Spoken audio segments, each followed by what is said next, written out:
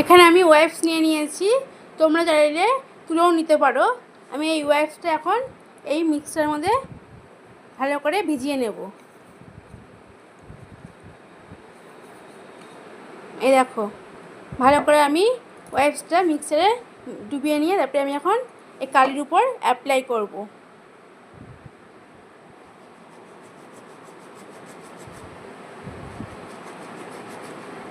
বেশ অনেকক্ষণ ধরে কিন্তু ডলতে হবে, কালির দাগ তো সাধারণত উঠতে চায় না।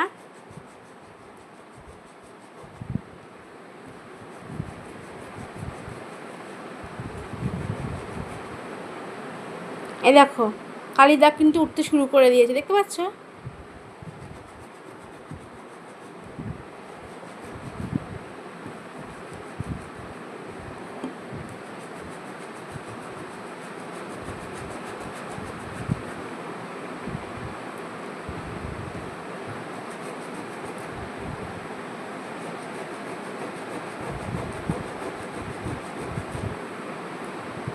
এই দেখো, অনেকক্ষণ সময় ধরে করতে হবে, তাহলে সমস্ত কালির দাগটাই ক্লিন হয়ে যাবে।